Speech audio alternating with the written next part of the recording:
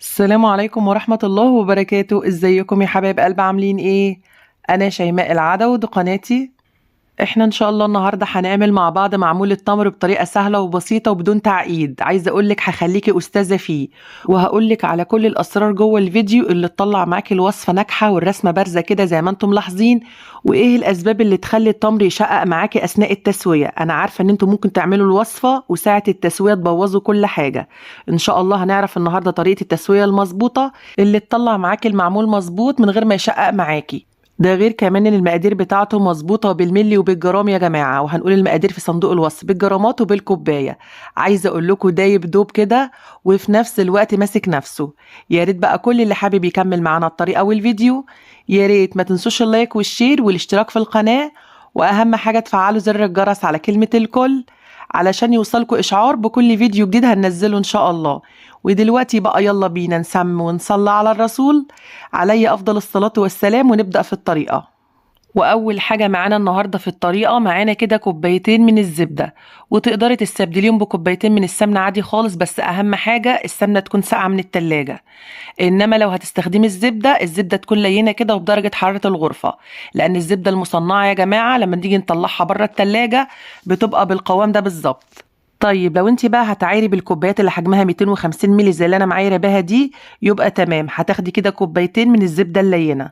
انما بقى لو هتستخدمي كوبايات البيت العاديه اللي انا لسه موريها لك دي، وهي علشان اصغر من الكوبايه اللي انا معايره بيها، ساعتها بقى هتعايري كوبايتين وربع، وده علشان تاخدي كده 425 جرام من الزبده.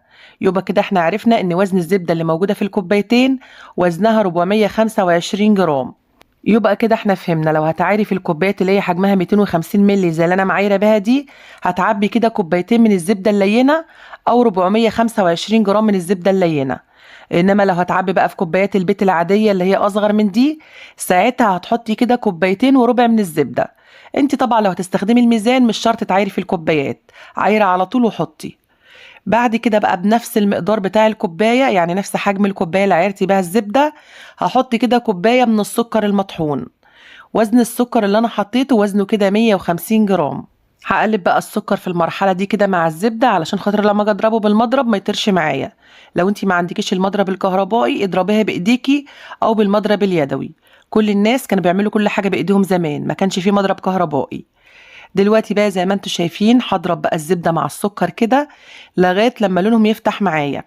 لاحظوا كده انا هبدأ بلون، واللون هيختلف معايا ويفتح معايا كده يبقى زي الكريم شانتيه بالظبط. شايفين بقى اللون عامل ازاي وفتح معانا ازاي؟ اللون فتح معانا على الاخر كده، احنا نعرف ان احنا وصلنا للمرحلة المطلوبة. وده علشان نتأكد ان السكر داب كويس جدا كده مع الزبدة. وبنفس الكوباية هنعاير كده 205 جرام من الزيت. ركزوا معايا، 205 جرام. شايفين الكوباية اللي حجمها 250 ملي ناقصة كده حوالي نص عقلة كده من صباعي.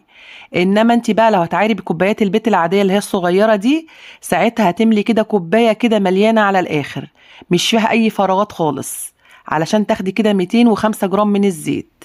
دلوقتي بقى زي ما انتم ملاحظين بنفس حجم الكوبايه اللي حجمها 250 ملي هنحط كده كوبايه من الحليب البودره. شايفين كوبايه كده مليانه على الاخر، وكانت كده بشكل هرمي بس انا هبطها، يعني كوبايه كده وعليها حوالي معلقه كبيره مليانه بشكل هرمي. وزن الحليب البودره اللي انا حطيته وزنه كده 120 جرام. يبقى كل اللي احنا حطيناه كوبايتين من الزبده، كوبايه من السكر، كوبايه من الزيت، كوبايه من الحليب البودره. والحليب البودرة ده يا جماعة أنا بجيبه كده سايب من عند العطار بالكيلو، وتقدري تجيبيه من محلات مستلزمات الحلويات بيكون موجود برضو. دلوقتي بقى زي ما انتوا شايفين هضرب بقى كل الحاجات دي كده مع بعضيها لغاية لما كله يندمج مع بعضه، واللون برضو يفتح معايا أكتر وأكتر كده زي ما انتوا شايفين. وده علشان أتأكد إن كل المكونات اختلطت كويس جدا. ودلوقتي بقى ركزي معايا، هضيف كده بيضتين بدرجة حرارة الغرفة، بيضتين حجمهم كبير. وزن البيضتين بقشرهم بالنسبة للناس اللي بيحبوا يعرفوا كل حاجة بالميزان، الاتنين بقشرهم وزنهم كده 130 جرام. هضربهم بقى كده مع الخليط بس مش هنزلهم مرة واحدة، هنزل ببيضة الأول وأول ما تتوه هنزل بالتانية وراها، وده علشان الخليط ما يفكش معايا وده بقوامه الكريمي كده زي ما انتوا شايفين. واوعي تحط البيض ساقع زي ما احنا اتفقنا علشان الخليط ما يفصلش منك ويخرز معاكي، لازم تطلعي البيض كده من قبلها وبعد كده تستخدميه. دلوقتي بقى زي ما انتوا شايفين هضيف كده كيسين فانيليا بطعم البرتقال. لو انت حابه المعمول ياخد لون حلو معاكي وفي نفس الوقت نكهه البرتقال، ضيفي كيسين فانيليا بطعم البرتقال. مش حابه هتحطي كده معلقه صغيره من الفانيليا العاديه. دلوقتي بقى هضيف كده ايه، هضيف كده معلقه كده صغيره من المحلب. والمحلب ده احنا بنجيبه كده بذور من عند العطار ونطحنه. هنضيف كده معلقه صغيره منه، بيدي نكهه حلوه وفريه حلوه جدا جدا للمعمول. بعد كده بقى هضيف رشه كده من الملح على طرف المعلقه، وهضرب بقى كل الحاجات دي كده مع بعضيها. لسه فاضل بس البيكنج باودر، كنت هنساه واوعي تنسوه زيي. هنضيف قد ايه بقى من البيكنج باودر او خميرة الحلويات؟ هنضيف كده نص معلقة صغيرة من البيكنج باودر. هضيف كده نص معلقة صغيرة كده مليانة بشكل هرمي، شايفين بنفس الشكل ده. طبعا انا عارفة ان في ناس ما بيحبوش يضيفوا البيكنج باودر على المعمول، بس عايزة اقولك المعمول بالبيكنج باودر بيكون طبعا احسن ومساماته متفتحة اكتر. عايزه اقولك الرك على التسويه، لو سويت المعمول بطريقه مظبوطه وكويسه عمره ما هيشقق معاكي، حتى لو حاطه بيكنج باودر. بس مش معنى كده ان احنا نكتر البيكنج باودر اكتر من نص معلقه، لا، نص معلقه على كيلو الدقيق. اهم حاجه في المرحله دي ان انا اتاكد ان البيكنج باودر اختلط كويس جدا في المرحله دي. بعد كده بقى هضيف ايه، هضيف كده كيلو من الدقيق او الطحين. ركزوا معايا، كيلو من الدقيق او الطحين. وفي المرحلة دي بقى هبتدي ألم العجينة كده بأطراف صوابعي، علشان خاطر العجينة كده ما تعملش عرق معايا. والعرق هو المطة في العجين يا جماعة، والمطة دي بتيجي من ايه؟ تيجي من كتر العجن. لما تقعدي بقى تلتي كده في العجينة وتعجني فيها كتير، العجينة ساعتها هتكون عرق معاكي كده ومطة، وساعتها المعمول مش هيقطم معاكي بالسهولة وهيكون محجر. عايزة المعمول يبقى دايب، يبقى ما تعجنيش في العجينة كتير، يا إما تستخدمي دقيق كده مخصص للكعك والبسكوت. وده لأن الدقيق المخصص للكعك والبسكوت ما بيكونش فيه مادة الجلوتين اللي بتعمل عرق معانا ومطة في العجين. ودلوقتي بقى تعالوا نشوف قوام العجينة. شايفين العجينة طرية كده ولينة بس ما بتلزقش، شايفين؟ ودلوقتي بقى هنركن العجينة على جنب على ما نجهز العجوة. معايا كده كيلو من العجوة، هضيف عليه كده معلقة صغيرة كده من القرفة. القرفة المطحونة طبعا، بتحب تحطيها حطيها، مش حابة خلاص. بعد كده بقى هضيف معلقتين كبار كده من السمنة، وممكن تحطي زبدة لو حابة تحطي زبدة. ودلوقتي بقى هبتدي أعجن العجوة كده بالسمنة والقرفة بنفس الشكل ده لغاية لما تكون معايا عجينة طرية. ولو انت عندك العجوة ناشفة من السنة اللي فاتت مثلا وحابة تعمليها، خديها كده بالسمنة على النار، هتقلبيها تقلبتين كده هتلاقيها ساحت وفكت معاكي. بس اوعي تستخدميها في المعمول وهي سخنة، سيبها تبرد الأول، وبعد كده بقى ايه كوريها كده واستخدميها. وبعد ما عجننا العجوة كده بالسمنة والقرفة هنعمل ايه بقى؟ هنمسك بقى العجوة كده نكورها بالحجم اللي احنا عايزينه.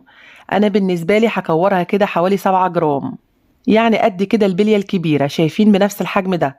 كورتهم كده كلهم وهجهزهم في الطبق جنبي، علشان وانا بحشي ما ينفعش اقطع في العجوة وابتدي احط في العجين، ساعتها العجين هينحرق مني اثناء التسوية. لازم اجهز العجوة الاول كده، وبعد كده ابتدي اشكل. ودلوقتي يبقى معايا القالب البلاستيك اللي انتوا شايفينه ده، وطبعا القالب البلاستيك ده معروف جدا جدا وموجود عند كل الناس. مش حابة تستخدمي القالب ده، استخدمي اي قالب انت تحبيه او تحبي شكله، او تقدري تستخدمي المكبس. دلوقتي بقى هجيب قطعة العجين كده والينها بين ايديا الاول، وبعد كده هكورها على شكل كورة، وبعد كده بقى همسك الكورة دي واعمل فيها تجويف بنفس الشكل ده. وهبتدي بقى اجيب قطعة التمر واحطها جوه التجويف اللي انا عملته واقفل عليها. حابه بقى اقول لك العجينه في المرحله دي وانت بتحطي فيها العجوه كده وبتقفلي عليها، ممكن العجينه تشقق منك تفرول منك، ده عادي جدا جدا. اوعي تحسي ان العجينه ناقصه حاجه ساعتها، بس مجرد ما بتبرميها كده بين ايديكي العجينه بتنعم معاكي وترجع لشكلها الطبيعي. دلوقتي بقى زي ما انتم شايفين هجيب بقى القالب واحطه في الدقيق الاول، لازم احطه في الدقيق علشان العجينه ما تلزقش فيه. وهجيب بقى الكوره اللي انا حطيت فيها العجوه وهبتدي بقى احطها في القالب. هضغط بقى على العجينه كده جوه القالب بحيث ان هي تاخد شكل القالب، وبعد كده بروح قلبه القالب كده على كف ايدي وشايلاه بمنتهى السهوله. عايزه اقول لكم ان البلبله اللي فوق دي ضايعه مني، علشان كده لما باجي اطلع القالب البتاعه دي بتستنى عليه، فبضطر بقى ان انا اشيل القالب واشيلها. انما اللي هي البلبله اللي موجوده فوق دي لو موجوده هتطلع معايا ساعه ما اجي اشد القالب. شايفين؟ كل مرة هحط القالب في الدقيق الأول قبل ما أحط فيه العجين، بعمله بقى في الدقيق كده وأجهزه، وبعد كده بمسك العجين بنفس الطريقة وأحشيه. وبالنسبة لحجم العجين يا جماعة بيكون ضعف قطعة العجوة أو ضعفها مرة ونص كمان، لو انت حابة العجوة ما تكونش كتير، أو بمعنى أصح لو انت مش حابة إن التمر يبقى غالب على طعم العجينة بتاعة المعمول بعد التسوية. أنا بحب يبقى كده بين البنين، يعني عجينة التمر تبقى مناسبة وبرضو طعم المعمول كده ظاهر وباين علشان العجوة ما تجزعش النفس. يعني الاتنين مع بعض كده يكون في نسبة وتناسب ما بينهم كده، ويطلع كده طعمهم مظبوط في الآخر. بالنسبة للصاج اللي أنا بحط فيه المعمول مش مدهون أي مادة دهنية يا جماعة، المادة الدهنية اللي موجودة في المعمول كافية جدا، متخافيش مش هيلزق منك. بالنسبة للزبدة اللي أنا استخدمتها النهاردة في الطريقة، أنا مستخدمة زبدة فرن. انتي بالنسبة لك تقدري تستخدمي أي نوع زبدة تاني، أهم حاجة زبدة مصنعة ما تكونش زبدة بلدي. الزبدة البلدي ما تنفعش في الطريقة دي أو في أي نواعم من نواعم العيد، لأن بيكون فيها نسبة كبيرة من الخض يعني المية، فبالتالي مش هتنفع معاكي. استخدمي زبدة فرن، زبدة كريستال، زبدة جنة، زبدة لورباك، زبدة نيوزيلندي، أي نوع من أنواع المصنعة هينفع معاكي ما عدا الزبدة البلدي. حابة تعملي خليط ما بين الزبدة الفرن مثلا والسمنة البلدي هينفع، حطي كوباية كده من السمنة البلدي وكوباية من الزبدة الفرن، هتكون جميلة جدا جدا. ومش شرط السمنة البلدي، تقدري تستخدمي سمنة نباتي عادي جدا جدا، أي نوع سمنة حابة تستخدميه استخدميه. ودلوقتي بقى انا هشكل معاكم كده كام واحدة وهشكل باقي الكمية مع نفسي عشان مش هطول عليكم مدة الفيديو. دلوقتي بقى هرص الصاج كده الأولاني وهوريهولكوا. وطبعا الصاج كده زي ما انتوا شايفين بسيب مسافة كده بين كل واحدة والتانية، وده علشان ايه بقى؟ علشان يستوي كويس جدا من الجوانب وفي نفس الوقت يتحمر كويس، انما هو لا بيفرش ولا بيجراله اي حاجة معانا. شايفين؟ دلوقتي بقى انا رصيت الصاج كله كده زي ما انتم ملاحظين، وهوريكم بقى لو انتوا حابين بقى تعملوا الشكل ده اعملوه. انا بالنسبة للقطاعة بتاعتي فيها نقط كده، بس نقط كده مش بارزة، فانا هبتدي اضغط عليها كده زي ما انتم ملاحظين بخلة الاسنان او بعود كبريت زي ما انتوا شايفين كده، بحيث ان هي ايه تبرز معايا وشكلها يوضح معايا بنفس الشكل ده. دلوقتي بقى هدخل الصاج على درجة حرارة 200 في الرف اللي بعد الأرضية. ركزوا معايا في الرف اللي بعد الأرضية، وطبعا بكون مسخنة الفرن قبلها ب10 دقايق قبل ما أدخل الصاج. بدخل الصاج بقى، وأول ما ياخد لون معايا كده من تحت بسرعة بروح شايلة كده الصاج من تحت ورفعاه كده تحت الشواية. ليه بقى؟ علشان لو خد تسوية اكتر من اللازم من تحت هيروح بقى مشقق منك في المرحلة دي، وده بيكون السبب الاساسي اللي بيخليه شقق معاكي، ان هو يكون خد تسوية زيادة كده من تحت ولسه ما استواش من فوق. فاول ما يستوي تحت بتروحي رافعاه تحت الشواية، يعني بتطفي من تحت وتشغلي عليه الشواية علشان يتحمر وشه على طول. انما انت بقى لو عندك الفرن شغاله فوق وتحت مع بعض في مرحلة واحدة او في وقت واحد، يبقى ساعتها تعملي ايه؟ شغلي الفرن فوق وتحت عادي، وحطي برضو الصاج في الرف اللي بعد الأرضية، وأول ما ياخد لون من تحت روحي رفعه تحت الشواية وحاطه صاج فاضي كده على الأرضية بتاعة الفرن أو على البلاطة بتاعة الفرن، بحيث إن انت تقطعي النار أو التسوية تاني على المعمول من تحت، لأن لو استوى زيادة زي ما أنا قلتلكوا ساعتها هيفرقع منك كده ويشقق معاكي. وتحطيه بقى تحت الشواية وهيكون في صاج على الأرضية، فهتمنعي التسوية عن المعمول من تحت. وطبعا المعمول يا جماعة احنا بنسويه على طول مجرد ما بنخلصه، أول ما بنخلصه بنسوي فيه، وأول ما يطلع من الفرن ما نحاولش إن احنا نلمسه لأنه بيكون طالع سخن ودايب جدا جدا، فاحنا لو جينا لمسناه في المرحلة دي هيتكسر معانا. سيبيه يبرد كويس جدا وبعد كده بقى نقليه من مكان لمكان زي ما انت عايزة. وعايزة أقولك بالرغم إن المعمول مش معمول بالسميد أو منضاف عليه السميد، بس فيه قرشة السميد بالظبط.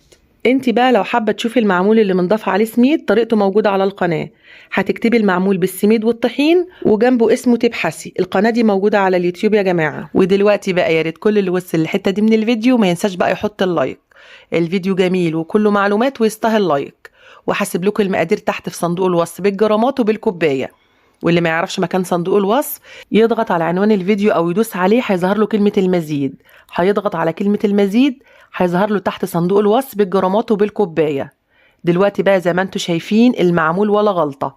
وبكده بقى الفيديو بتاعنا يكون انتهى. اترككم في رعاية الله وامنه، دمتم سالمين، والسلام عليكم ورحمة الله وبركاته.